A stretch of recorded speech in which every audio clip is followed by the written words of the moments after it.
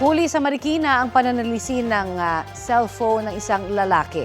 Ang suspect na umamin sa krimen, dumadayo pa roon para magnakaw. Ang mainit na balita hatid ni Bea Pinlac. Sa unang tingin, tila namimili lang ang lalaking yan sa isang tindahan sa Marikina.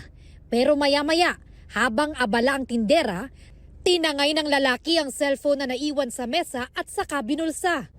Napag-alamang hindi pala yan ang unang beses na nanalisi ang lalaki sa mga tindahan sa Marikina ayon sa pulisya. Marami na po siyang naging biktima. Nililinlang niya muna yung kanyang magiging biktima. Nagpapanggap siyang isang customer na may bibilhin. Pag nakalingat po yung nagtitinda, ay saka naman niya dudukutin yung kanilang cellphone or kung anumang bagay.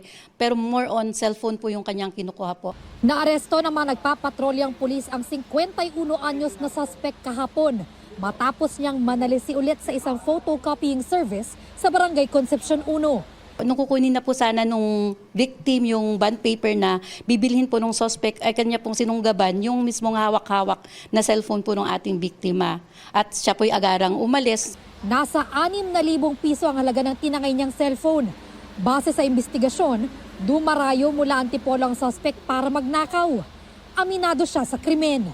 Nakakahirapan kaya nagawa ko yung pagsalisin na yan. Pasensya na po kayo kung nagawa ko dahil kalalaya ko lang ho. Ang tagal ko sa kulungan, wala po akong maayos trabaho. Pagka nakalaya ko hindi na po mauulit ang aking gawain at pipilitin ko na magbago para sa pamilya ko. Patong-patong na reklamong theft ang isasampa laban sa suspect. Paalala naman ng pulisya sa publiko, mas maging alerto, lalo na ngayong bare months.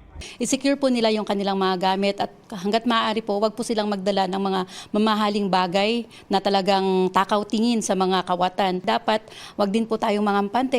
Bea Pinlac, nagbabalita para sa GMA Integrated News.